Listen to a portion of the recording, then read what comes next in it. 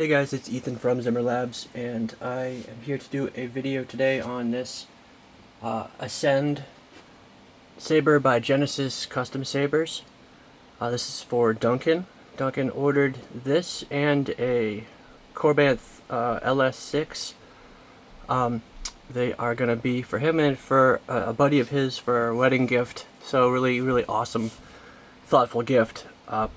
Duncan's been a fan of this hilt for a long time. He wanted to get it, have it sent to me to turn it into a Sith styled Neopixel Teensysaber, fully loaded, the nice crystal reveal, and some other bells and whistles. So I got this direct from Genesis. He sent this over, and it was brand spanking new, nice and shiny. I did the mild acid wash that you see on here. That's my own doing. It looked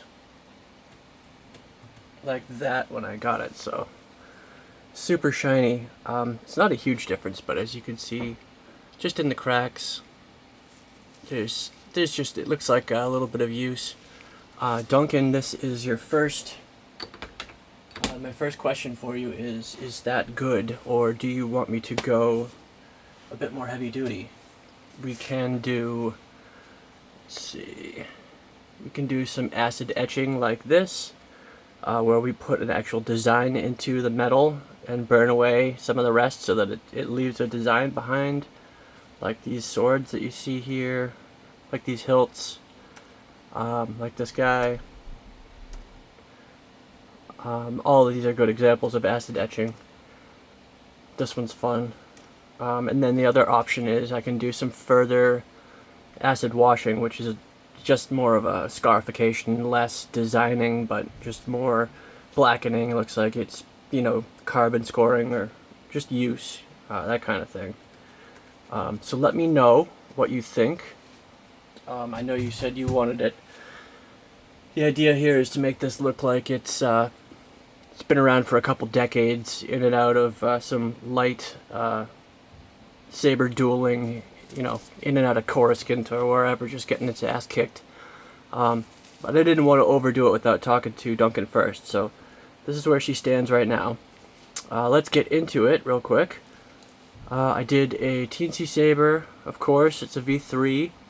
I had to do some serious modification to the actual hilt itself. When I got it, it was just one solid piece with a pommel that unscrewed. In order to get the internals into it that I wanted to, I had to widen the inner diameter quite a bit. So, Duncan, thanks to you, I bought and set up that beast. Basically, I was just looking for a good excuse to put some new tools in the workshop, but I now have a nice milling and drilling setup, so thank you for that. But what I ended up doing was milling out the inside of this section here, and then separating the top portion from the bottom portion. So now it's a two or a three-piece hilt. You have the pommel, this section, and the top section are all actual separate pieces now. The way you access that is this set screw right here. I went with a flathead set screw just because I like the look of it, but I'm going to include this flathead set screw here, as well as a standard hex set screw, like this guy, so that you'll have both options should you choose to use one over the other. But as you can see, this guy now slides down and you have your crystal reveal here. It's a little bit tight, but you want it to be snug so that it supports itself and it doesn't rattle around. But this is what we came up with. I ended up going with a Goth chassis. This is the Kanan Master chassis, and I just thought it was perfect, really, for this build, because of the way it reveals. The details in it are awesome, and the style, the overall style of it really does look Sith, and it really does look like it's been around the block quite a bit. As you can see, there's a whole lot of different elements in here. Got some different ports on the back side with some LEDs, some metal hidden behind. On this side, you see a really heavy-duty set of radiator heatsink fins, a big honkin' quartz crystal up in here, just some custom wire implements, and some nice piping. The inside of the heatsink radiator section has a plasma gate in it, which I will show you guys very shortly, but is awesome. Let's get into the saber itself. Now, you guys know that what I really dislike more than anything is having to take sabers apart in order to turn them on or off, or, you know, access different parts of it. So with this guy, what I did was, you know what, I'm going to take this guy all the way off so you guys can see this fully.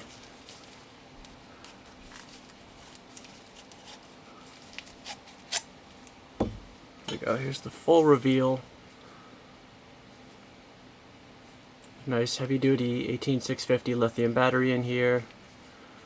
Your Teensysaber setup. Down here you have your recharge port. Behind this metal screen section is your battery protection circuit, and this is your main kill switch, main on and off power switch. But rather than having to take this section off every time you want to turn the saber on and off, I did a steel armature down here, which comes out right through the very bottom of the pommel in that tiny little hole in the center, which is this guy. And yes, it looks thin and scary and delicate. It's not. It is steel, and it is not going to break or bend regardless of what you do. Just push it in to turn it on, pull it out to turn it off. Simple as that. And you can do that without having to remove this section. You have access to it. It comes right out of the bottom of the pommel, about 1/8 of an inch, just enough to grab it and do what needs to be done. So, put this guy back together and show you guys how it all works.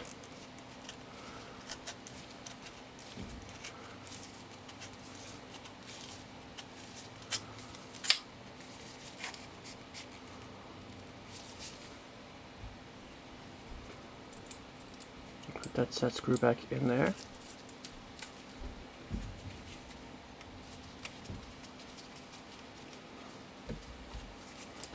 And then when you put the pommel in, you just want to line this steel pin up with this little tiny hole and screw her in.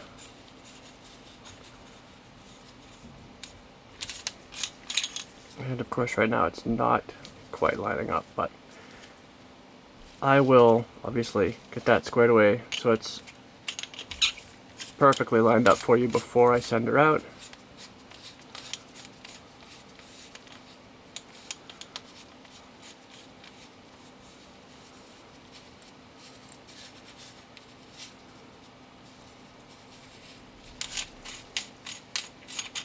Someday I'm going to learn to do video editing so that you guys don't have to watch me fumble around with things. That would be great, huh?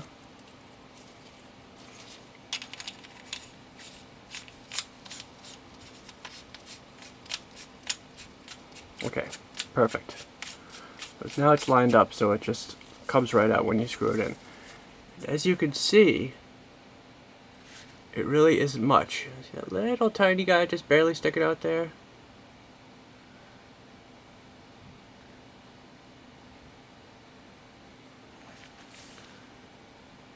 That's it.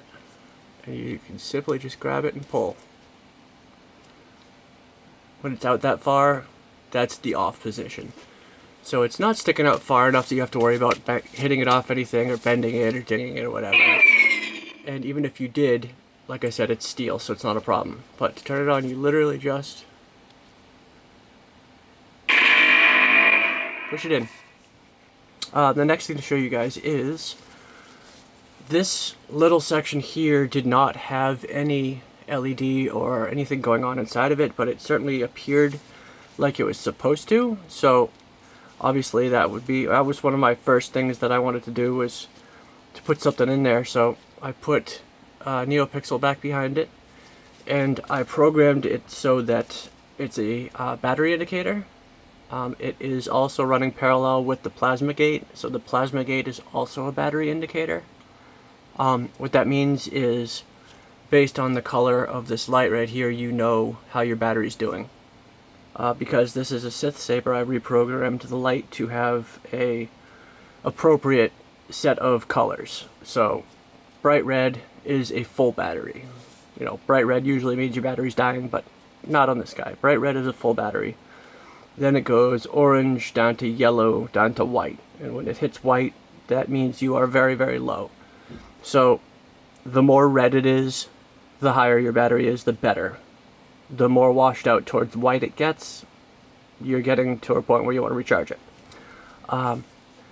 Next up, I did a simple blade plug. This is really just for purposes of this video. I have a different blade plug in mind, but I'm waiting for one part to come in the mail. But for the time being, this is just to show how it works. It is just an empty blade plug, and the reason I could do that was because I finally have, or not I finally have, but Dmitry Stock finally released his new blade connectors, which have the board-mounted Neopixels, and they're awesome. So with those, if you guys could see down in there, you get 5 35 Neopixels that run, basically mimic the blade, but you could actually run it so that they're independent if you like, and everything's contained right on the board. So you can have those doing something different from the blade, but for purposes of this build, I didn't see any point in that, so let's start from the beginning here.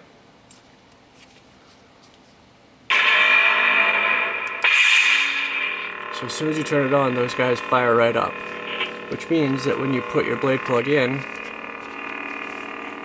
you get illumination right from the blade connector itself up through the plastic, which means you no longer have to put Neopixels in your blade plug, which is, you know, it's not a huge difference, but it's one less thing, I suppose, that you don't have to worry about going wrong. Like, you don't have to worry about losing the blade plug and having another expensive one made, or having the Neopixels in the blade plug break or anything like that. It's just a simple, traditional, old school blade plug. Nothing, no electronics inside. This is a 1-inch diameter blade holder. As you guys probably are aware, I don't really like 1-inch blades. I try to avoid them at all costs. This is a 7/8 inch blade. What I did was I used a piece of 1-inch blade piping to create an adapter, just so it fits nice and snugly. This is your retention screw right here.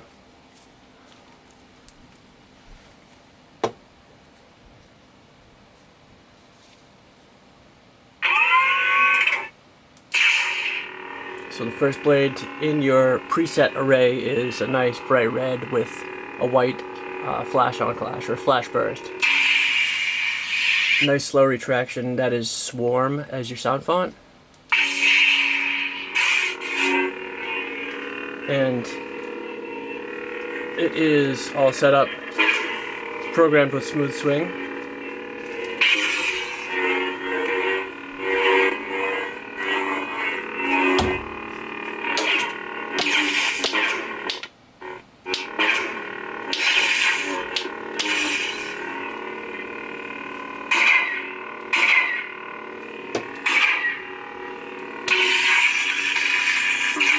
It's got blaster blocks, blade lockups, blade drag effect, and there should be some quotes in there too. The circle is now complete. So it's just a matter of pressing and holding the power button for a half a second to a second when the blade is on, and then you get your quotes or your force effects. The second blade in the array is Horn Soundfont with a bright yellow and a white tip. Really love that effect. It's got a blue flash on clash, which looks great opposite the yellow.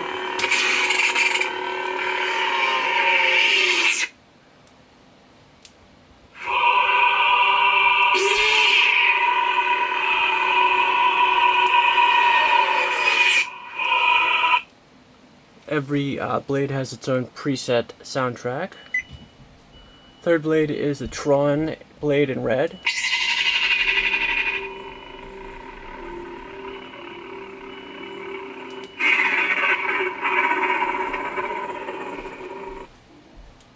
Fourth blade is Fire blade.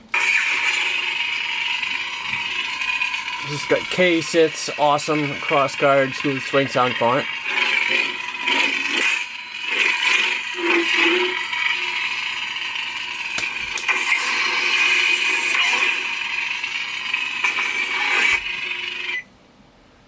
Next up we've got Electricity blade. This is one of my own. Love this.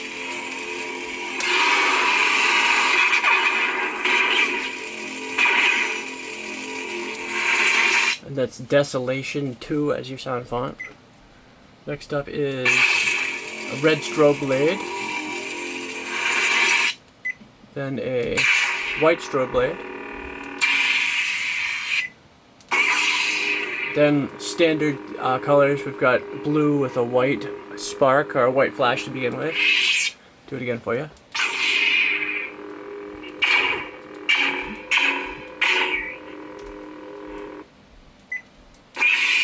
Then a cyan. Purple.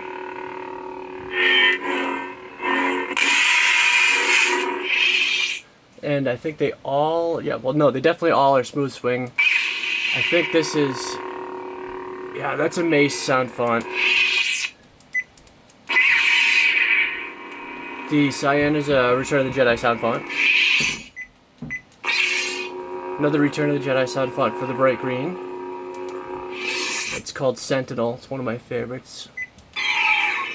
Rainbow blade, because everyone should have one.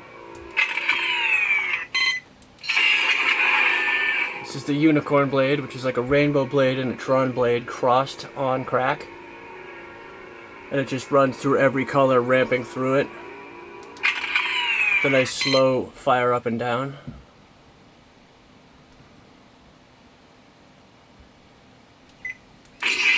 POV blade.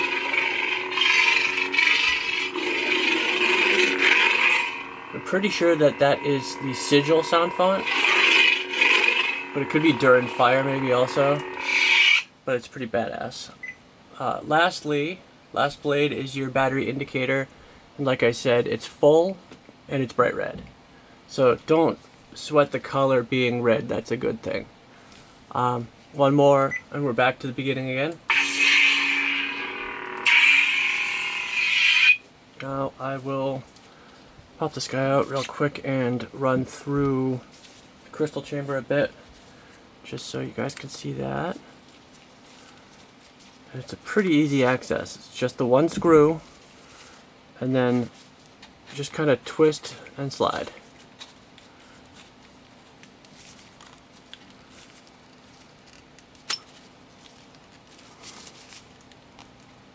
There we go. That's perfect.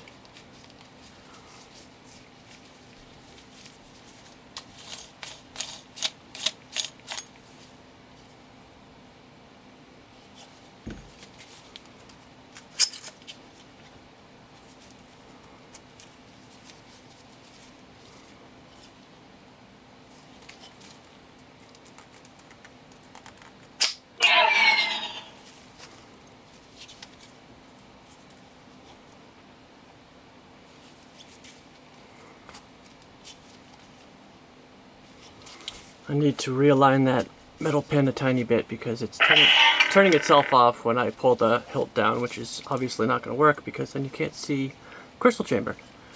So that's an easy fix once I have a moment to get that fixed. Apologize again, guys. Alright, so now we've got her on. Plasma gate is on, and it does a nice just slow pulse of whatever the color is, and like I said, that's a battery indicator. So right now it's red, which is appropriate because it's a Sith saber. It doesn't change when you turn the saber on. It's going to be red regardless, unless the battery goes down. The crystal, however, mimics the blade. So, the bright red blade, bright red crystal.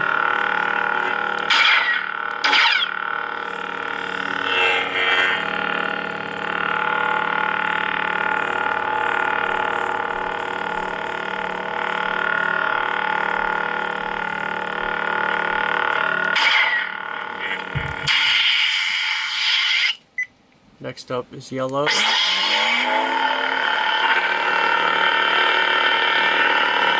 Really phenomenal looking chassis. I really love the design on this guy.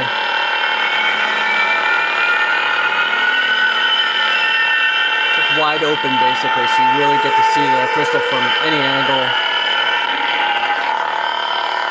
Displays really well.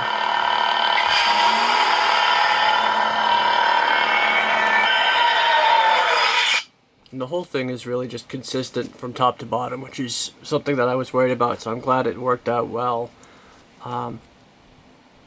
Let's do the fire blade.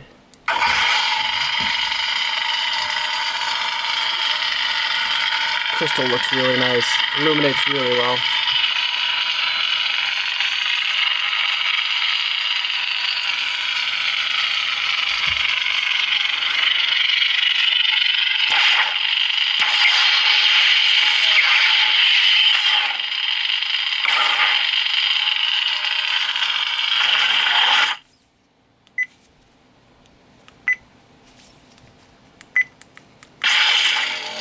Electricity blade.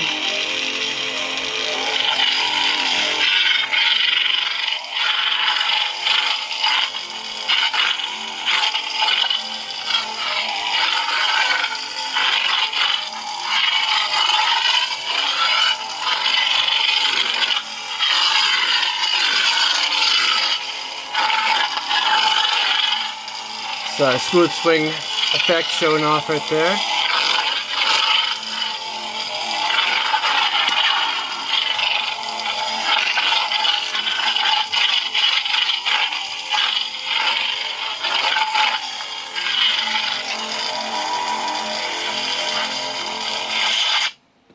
That is, generally speaking, all she wrote.